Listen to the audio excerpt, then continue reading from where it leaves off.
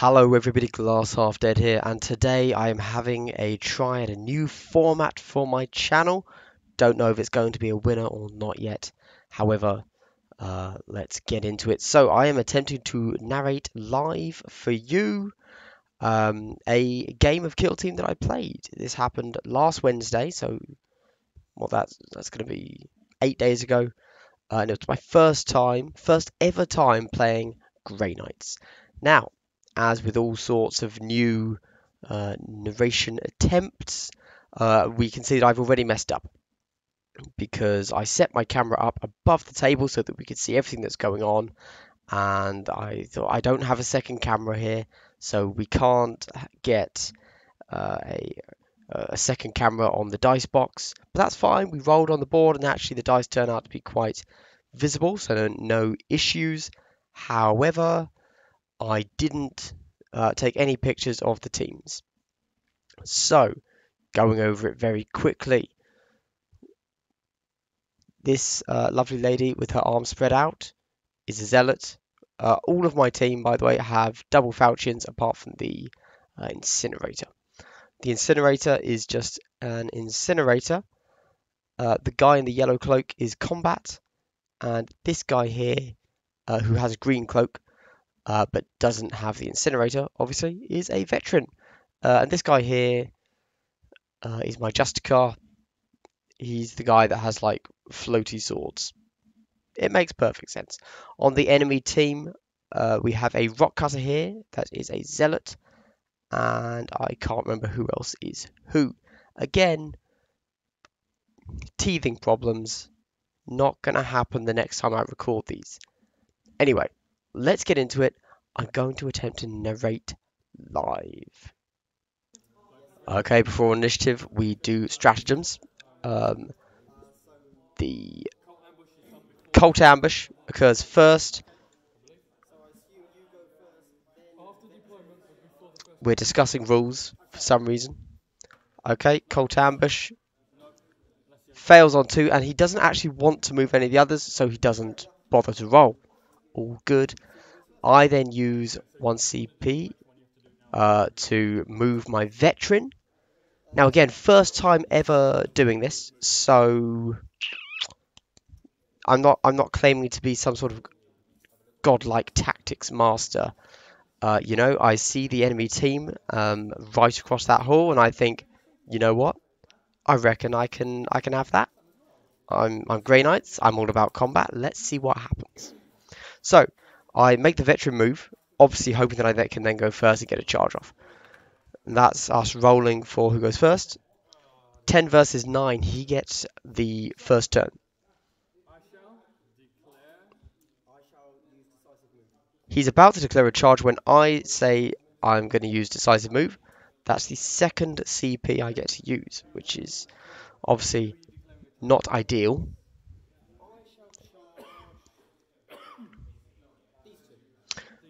Declare a charge against the two GSC cults there.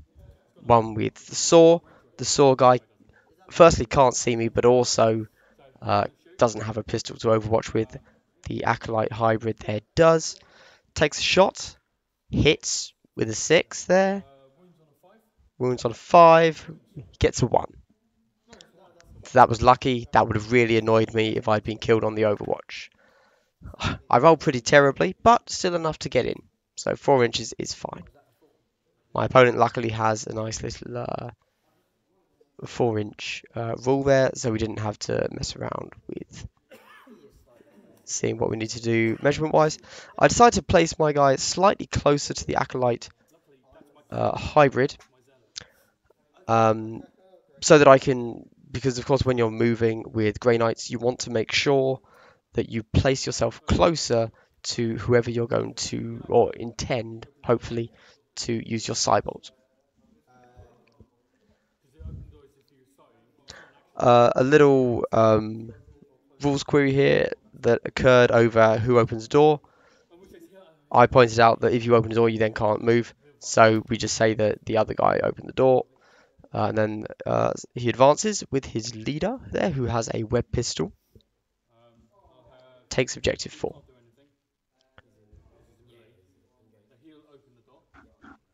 Same thing happening on the other side. Open door. And then I think that's a Metamorph leader decides to advance. He's first going to go to 5, but then changes and decides he's going to go up to 1. Open that door there, but then changes his mind again. Moves it to where he originally was going to. Objective 5. Good stuff.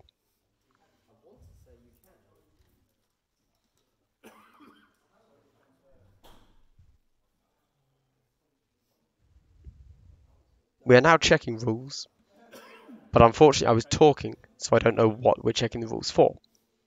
Good stuff. This is top-notch narration. Okay, so he then readies his 2 heavies. They're not both heavies, obviously, but his 2 heavy weapons guys at the back there. I believe they both have seismic cannons. Not sure. Not sure. Can't tell from this one angle that I have of the entire game. He moves into a slightly better position with his flamer. And then declares a charge against my charged zealot. He gets a 6 there. Easy.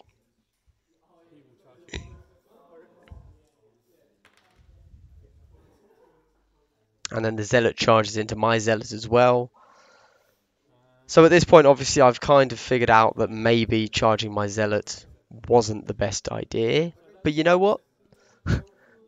We're here. We're playing the game. It's my first time. YOLO. YOLO. Oh, that was my veteran, not my zealot. I apologise. So, my zealot. Go for a charge. Big charge. I declare against all of them. Because why not? There's no downside to declaring it. And I roll a 6, which isn't enough. However, I decide to make the 6-inch move anyway. That was more like a 7. Whoa, watch out when you're playing Glass Half Dead. He will cheat on the movement, it seems. That was poor. And then my incinerator just makes a 6-inch move. 2 guys at the back, open doors. Which is, of course, one of the big issues when it comes to elite kill teams. I've used up almost half, 40% of my team to open doors on the first turn. And then that's it. And that's pretty questionable. Who's the closest to him? The one you charged during base contact with him. Cybolt time. What's going to happen? It's exciting. That's a hybrid.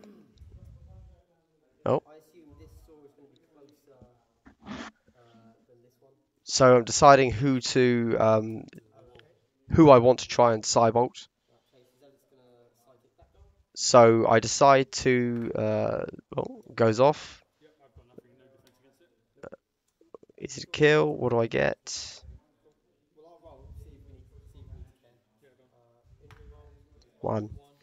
Now, unfortunately, at this point, I've used all of my CP. That, of course, is the perfect time to save your CP.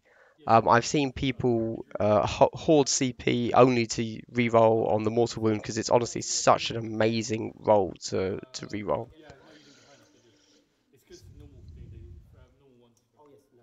Yep. So a flesh wound to the zealot with the rock cutter there. Easy stuff.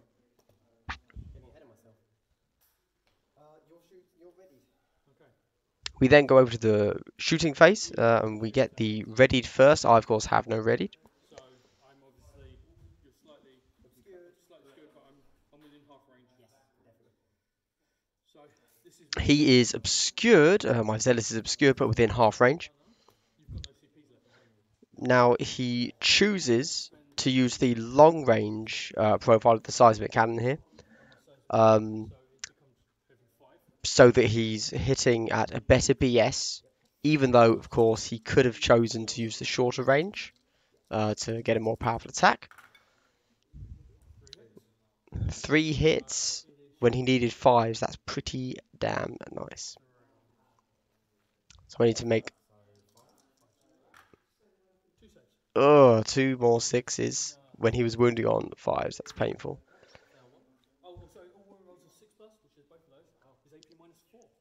Oh, okay. So there on that particular weapon, if you roll 6s, you get AP -4. So I didn't get an arm save actually. and he one-shots me there. So, Zealot down. I make a quip about how I'm used to losing models very quickly, because that's how I normally roll, and that's pretty factual. Next guy takes a crack, gets one hit against the incinerator, obviously. Nothing happens. Fair enough. Okay, so no normal shooting approach. So I'm going to use the flamer guy. So D6 auto. Okay, Flamer's going against the incinerator. 6 shots. Man. Ha. So, wounding on 5s. 6 shots, wounding on 5s. Oh no, 4, sorry. Because the Flamer's strength 4. 3. Statistically average roll, fair enough. I fail 2 of them actually. And I get a flesh wound. He chooses not to CP that. Not entirely sure why. It's always worth, it's always worth a reroll. On one, if you get to the injury roll, remember you've got those CPs. That's all I'm saying. Okay. Okay, so now my incinerator gets to shoot back. I get 1 shot with the incinerator. D6 weapon, 1 shot. Decide to put it into the flamer.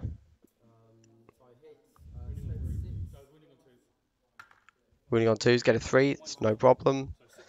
6 up save, doesn't make it. Close. And I get a 1. So it's just another flesh wound, unfortunately, for the flamer. Which, of course, on a flamer, which is an auto-hit weapon, he's not really that fussed. So there we go.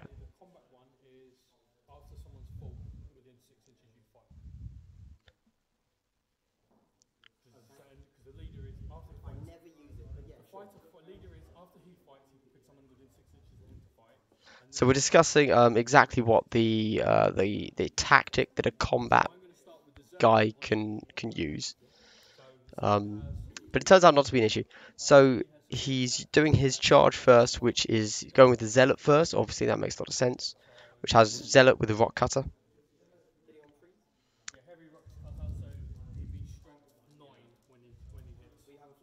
So he's going to be strength 9. He's got a flesh wound. So he's hitting on 4s. 2 hits. 2s to wound, because obviously he's strength 9. I'm only T4. And, yep. 2 damage. Double 6. Double 6. Ah, that's the stuff.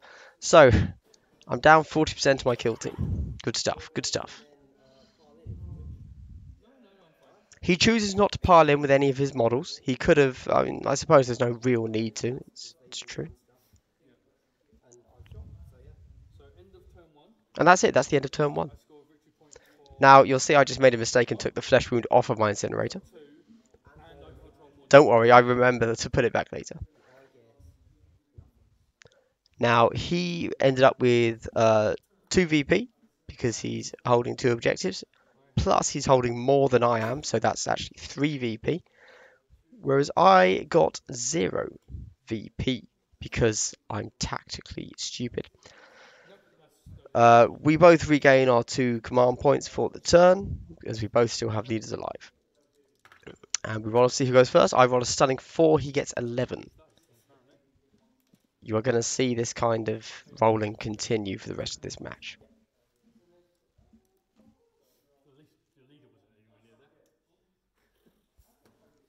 Okay, what's up next? There you go, I remember that he has the flesh wound, don't know what I was thinking there. Now there's no way for my incinerator to fail this break test, not break test, sorry, a nerve test. But I still roll to break as I have lost 2 guys and I've lost a flesh wound on 1, which means over 50% of my team is either out of action or flesh wounded.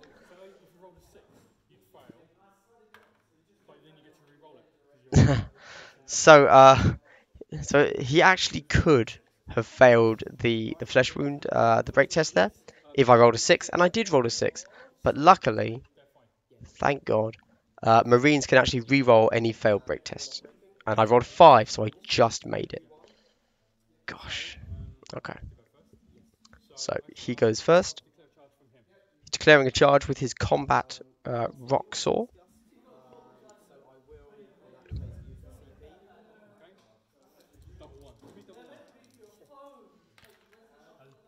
So I use a CP to Overwatch. I use ultra close confines Overwatch. I rolled a 3. I get 3 wounds through. He fails them, and damage 4. Now he's so obviously with ultra close confines Overwatch, I would have chosen to stop him when he's like a millimeter away from my base. You know, the absolute last point I could stop him. So he didn't count as obscured, even though he began the charge obscured, or actually completely unseeable. When I eventually did the Overwatch, I shot him when he was not obscured. So the 4 is a valid kill.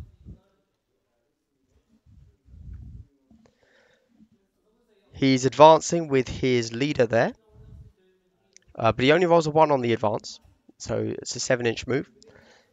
He's moving up towards objective 3, but he's not quite within capturing distance. Don't forget you measure from the center of the objective there. I rolled a 1, so 6 plus 1. He's going to advance. 5 to 11. His metamorph leader there, who is not actually a leader, advances, goes into the corner there. We get his cult icon advancing, and he retakes objective 4. Another advance moves around. Don't forget that you cannot open a door if you've advanced. You can only do that at the end of a normal move. That's why he's not opening the doors yet. This is his first game of Arena, by the way. He advances with, I think that's his grenade launcher. Yeah. Didn't quite get enough to retake objective 5, though. His hybrid acolyte advances into the door there. I readjust a door because I'm losing so badly, all I can do is nervously readjust terrain. And he does regular moves with his other 2 guys. As you can tell, he has no interest in tangling with my incinerator now, which makes perfect sense. Get out the way. Who cares? This is an objective game. You don't need to get that kill. In fact, attempting to charge my incinerator would only possibly have given him deaths, which would have led to him possibly having to take a break test. And you don't want to do that. I do a quick measurement, and I believe I was in fact in range there with the incinerator to take on both of the heavy weapon guys. With my combat, what do I do? He advances, a nice 6. Lovely Skaven dice there, isn't it? Yes. So he gets a 12-inch move, which I'm sure I put to no use, probably. So he moves up. I finally take an objective. My gosh. And I'm also... Oh, okay, that was me advancing with my leader as well. Yeah. So luckily I rolled a 6 on both of those advances. Let me move wherever I want. I take 2 objectives. Good stuff.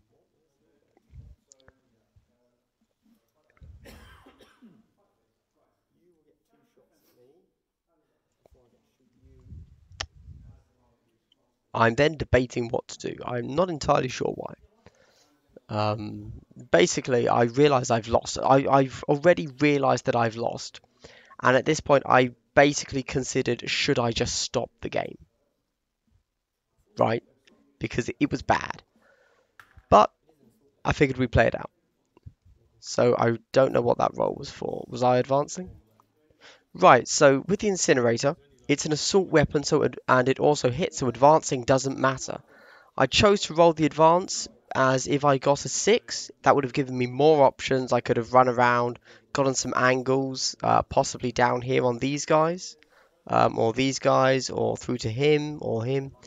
But as it was, I only managed to roll 2, which gives me an 8-inch move total, which would have put me around there. Not exactly what I wanted, but it doesn't affect my shooting, so it was a worthwhile roll.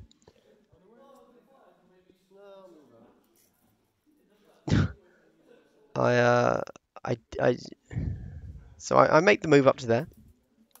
Don't know exactly what I was thinking there. Just give myself options, I guess.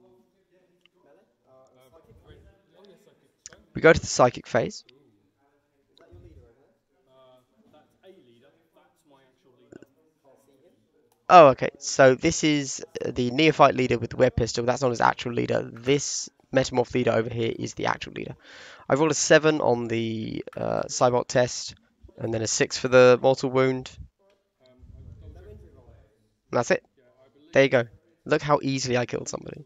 It's ridiculous, isn't it? Oh no, he's not there. My opponent believes he has 2 wounds for a moment, but check the rulebook, he doesn't, so he's down and out. It should be noted that GSC cults do have a tactic that actually, for 1 CP, I think allows them to roll effectively a disgustingly resilient when it comes to mortal wounds in the psychic phase. On a 5-up, you don't take the wound.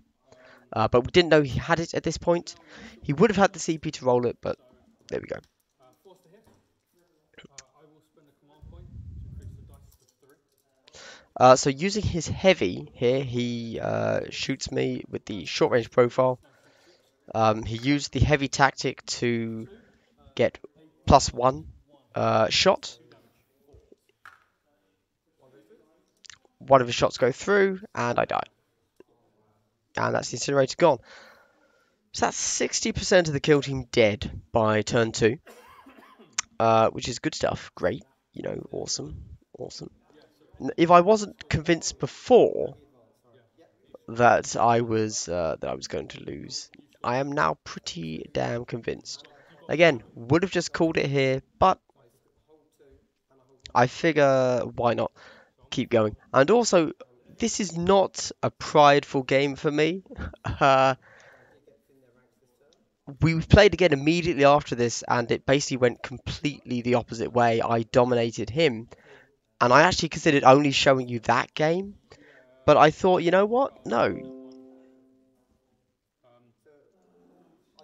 you guys need to see this. You need to see what's up. You need to see how badly it can go for Grey Knights. Before tomorrow, I eventually show you the one where it's a complete turnaround and I wreck him. You know, all the rolls go my way. It's a different mission, and I don't have to mess around with this weird deployment. I rolled a 7. He rolls an 8 for initiative. Okay. At least on this one, I've done it right. So he's going to move to there and open the door. So he moves up and then opens the door. Then the guy that was stood by the door moves in. That's usually the way you're going to want to move people, like that little tactical, the tactical shuffle of people there, as it will give you the most movement, the most bang for your buck on the movement there. Now on the other side, he's actually done it the wrong way, as he's blocked himself. So he moves one of them over, opens the door with the one that just moved, and then with the one that is now unblocked because he made the first move, moves them up. Obviously can't move quite as far that way, but he advances, so actually he gets an 11-inch move, so it's fine. Okay, and then the grenade launcher moves up. I don't know what we're doing here. I guess we're thinking. Even though he's completely destroying me, he stops to have a think. You know, how can I truly... You know, I've beaten this man physically, but how can I beat him emotionally and mentally and really cripple him? He's having a think. So he readies his leader, and then I think that... So he's then advances with one of his heavy weapons, and then advances with the other heavy weapon. Now, with this in mind, we can assume he's running those guys up to get into my deployment zone, and I know that one of the secondaries on this mission was actually, where if you have a model in the enemy deployment zone, you get a VP. So I assume he's going for that, but I've been killed so thoroughly that there's no point trying to defend at this point. It's like the game's done. I'm at this point just trying to get in there, make a few kills, see what's up, Um, see if I can have some fun with some kills because I've been humiliated when it comes to victory points.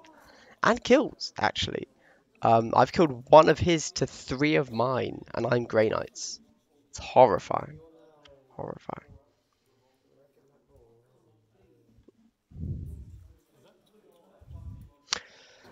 At this point, I'm considering what to do.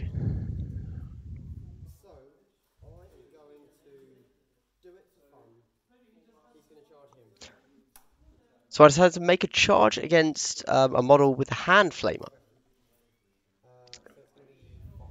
Need a 5-inch charge. Instead of overwatching, he decides to fall back. An interesting move. However, because there was a turn in my original charge, it doesn't actually increase it by 3. I needed a 6 to get in. I rolled a 6. I'm in just. That was the bare minimum I needed. So I'm in.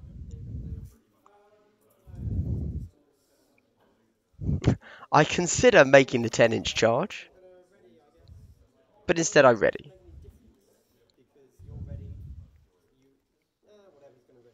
Now the enemy model is readied as well, and it's the only readied model, and he goes first, so me readying doesn't actually make a difference.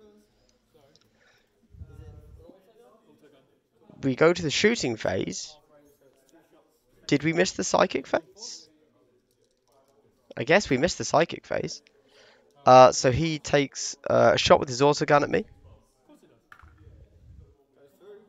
Hits. I rolled a 1 for my armor save. He gets flesh wound. He CPs the flesh wound. Dead. Leader, Justicar, dead. So yeah, we 100% just missed the psychic phase there. Don't know how. Oh, okay. I've remembered to psychic now. I fail it. I rolled a 3. Spend a CP, reroll the psychic. That's a fair one to do. I rolled a 9, so it goes through. You only need a 5. And then I rolled a 6, kill him.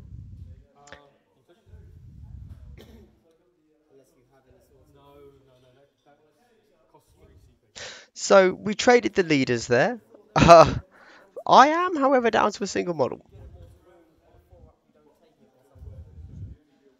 At this point, I query whether or not he has the ability, the tactic that lets him ignore the wound. We're done though, and I don't break. That was my break roll.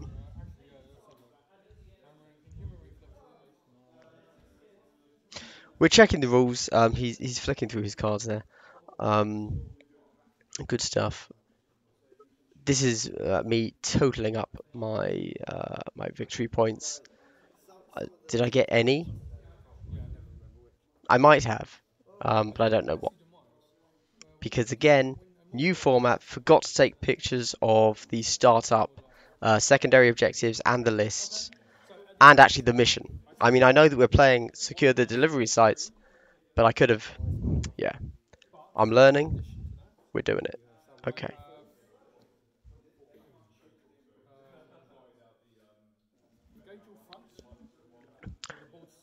Right, so I guess, is this? No, we're still going. So this must be the end of turn 3. He's totaling up his VP. He has engaged on all fronts, recon sweep. Now, a little note, he has death from afar, where you need to get the VP, you need to kill somebody at long range with one of your weapons. Don't forget that hand flamers have a range of 6 inches. So as long as they're over 6, or as long as they're over 3 inches, that's a long range shot. Of course, we never really think about long range and short range when it comes to flamers because they also hit, but that is actually a very good way to get that kill. If you go flamer heavy, consider death from afar. Initiative, I get a 8. No, I got a 7. Great maths. He got a 6, so I go first. Brilliant. First time I go first is turn 4 when I have a single model left. Apparently, I decide to move and then open a door. Uh, Instead of making the charge, he hides his guy out the way.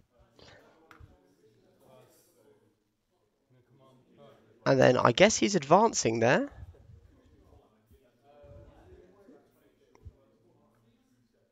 Oh, okay. You see?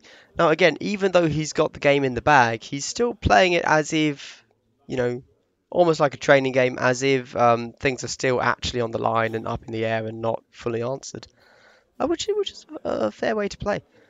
To be honest, I figured at this point he could have just charged me with everything and won. But even though, you know, ultimately it does come down to VP, not is the enemy team still on the board or not. So he moves in to be able to capture objective 1, and he's also capturing objective 2. On this particular map, when you hold both of the central objectives, you get an extra VP. That's why he's doing that. However, he's not able to capture objective 1 without showing himself to my combat guy there. He's making some advanced moves.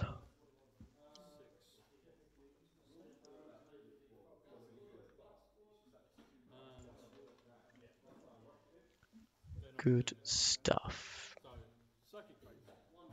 Psychic phase. I remember to do it at the right point this time. Can only see the one model. Get an 8. It's only a 1. I decide to CP it. Do I get the kill? 2. I do not get the kill. I like to call that a classic Andy reroll. A 1 to a 2 is actually better than I normally get on the rerolls, actually. But either way, it's still just a flesh wound. Oh, can't you either? I don't think so. But you could shoot me. I will with pistol. Pistol. Oh, yeah, because we've determined I can see you.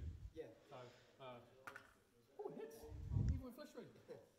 And I should really start using my score. So hits. He's shooting me with the pistol of the Acolyte hybrid there. Nothing happens. Needed a 5 to wound. I already took the break test. Unless, have we finished the turn? I believe that is. Okay. I take another break test, and I pass it. So we're fine. I score nothing. I believe this is the end of turn 4. So we're coming to an end? Is that right? But I score 1 from that. Maybe not. I feel like this isn't the end. So have, Gosh, I lost all of my models early, didn't I? if I can get a model Right. in your deployment zone. I believe I can shoot you by now. It doesn't. It only seems to stop. Okay, then you. Oh, okay. So there was a rules query here. I was under the impression that when you open a door, that was kind of your turn done, but it's only your movement done. Effectively, I was still able to shoot, so we rewind a little bit, and I shoot 4 shots. He's obscured, but he's within long range. So I only get 1 hit out of the 4, and nothing happens because although I hit with a 6, I wounded on a 1. So that was pretty bad. But yes, do note, check the rules properly.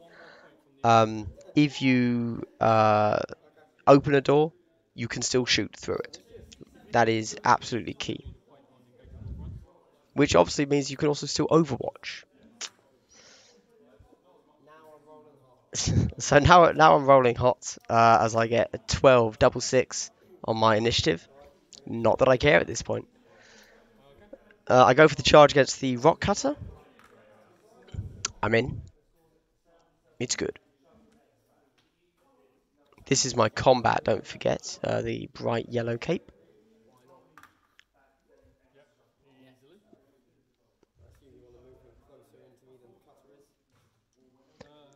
Now again, we're discussing positioning here. I actually prompt him, do you want to move him closer to my model than your cutter is? Because when it comes to the psychic phase, don't forget that as the Grey Knight, or any model can only cybolt the closest model. So in this positioning, he is forcing me which model I will have to cybolt. Everything else to stay where it is. Everything else decides to stay where it is apart from the Acolyte hybrid at the bottom there. I cyborg against the one that he decided to move closer. It goes off on a 9. And it's a death. There you go. That's the simple beauty of the Cybot there. Very frustrating to play against when you're playing an elite team. We have a roll off. Is it one or two? We roll off, so everything's 2 dice, isn't it? Cool. 9. Ah, man. 9. 9. Alright. 7. Alright. You go. Right. So we both did decisive strike there to see who went first. We rolled off. He eventually won after we both rolled a 9 on the first roll. So he gets the first attack. 1 hit. Hits once. Don't forget these rock cutters are dangerous. That's a wound. Wounds on a 2. He's got strength 9. So, Oh, no. Okay. That was something else, apparently. He was re-rolling something. rock cutter is cut, so strength 8, so wounding on 2s. Strength 8, wounding on 2s. It's 5. That's an easy wound. 4 AP, 2 damage. Minus 4 AP, so there's no save. 2 damage. 1 and a 2. 1 and a 2. I'm still in there. He doesn't re-roll. I'm not sure why. Maybe he used them all? Anyway, I take a flesh wound. I then get to attack back 3 attacks, because he's a combat with falchions. Miss 1, hit 2. With a 6 and a 5. Good rolling now. Where was it earlier? So wounding on 3s. I'm toughness 3. I'm strength 4, toughness 3. So I'm wounding on 3s. 1 goes through. 2, I don't even get saved. No save, because falchions are AP minus 2. 6, he's dead. Oh, sorry, that was... So falchions do D3 damage. So I rolled 3 dice for the injury roll, and I rolled a 1 and 2 2s. So he still just takes a flesh wound. Embarrassing. Embarrassing. And that's it. We then total up the VP, and I'm not even going to tell you how poorly it went for me.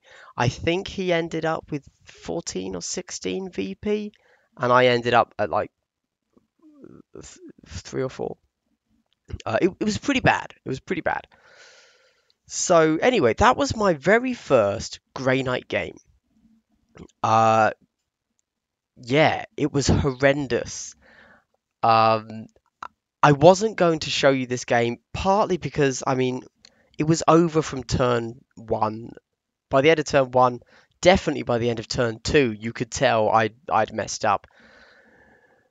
I guess looking back on it, was it the right decision to charge my veteran into the middle of the enemy ranks? Probably not. But it was such a juicy target. If I had been able to back him up with my zealot right behind him, then maybe it would have been worthwhile. But because, of course, the only reason the veteran made a reliable charge is because he got that move in the first turn. Well, you know, the veteran move. If he hadn't had that, he wouldn't have made the charge. Just like my zealot failed the charge because he needed, I think it was a 9 or a 10, and only got like a 6. So he went in there, had no backup, and absolutely got wrecked. Now I haven't played this map again because on the replay, because as soon as we stopped this, we played again, and I won, but we played the other mission on the same map. So I want to play this particular match again, this mission again, just to see how I'd play it, because that center corridor is so tempting. So tempting. Especially when you're Grey Knights and you want to be close to the enemy. You can't win on objectives. You want to kill them. Didn't work. I think what I would do next time is, instead of using the veteran to jump in, that I'd send 2 of my guys, so the leader of the combat, the veteran, and the normal falchion guy, out to the side doors. And then I would simply send my incinerator down there to sit there holding overwatch, and I'd lose the veteran. I'd take the incinerator as a demo So that means I'm wounding everything on twos, although actually against Gene Stealer Colts I'm wounding everything on twos with the Incinerator regardless, but that's not the point. And yeah, he would lock down the center, just, just why not? And then I think the other two guys would probably go for objective 1 and 2. I'd do it the slow way. I'd open those doors, I'd bunny hop the guys, I'd dominate the central rooms, the rooms for objectives 1 and 2, but I'd continue, I mean, depending on where the guy is, what he's decided to do. But once you're in objective rooms 1 and 2, obviously you have doors on all 3 sides. If he's decided, oh, you know what, he's going for the main objectives, I'm going to stay away then, and he's running around out here, well, you just open the side door. If he's fast enough to get back here, well, you've already got this door open.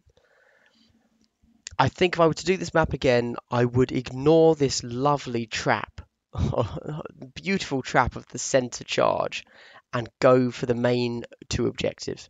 I'd effectively ignore the surrounding objectives, go for the centrals, and then once I've locked those rooms down, to see what he's done and react accordingly. There you go. Anyway, I hope you've enjoyed what I'm doing. I'm gonna say tomorrow I'm doing the exact same thing, except on the next mission we played where I won. Just so you can see how differently a game will go in this whole kind of Grey Knight exploration week I seem to be doing. Just so you can see what's different, and you can kind of tell me what's different. Is it the tactics? Is it the dice rolling? How come I lost this one but won tomorrow's? Also, big shout out to Randall there who popped in halfway through that video as he dropped me a message after we were both watching Tabletop Minions live stream. That was fun. I assume that everybody that watches me watches Tabletop Minions. If not, go check him out.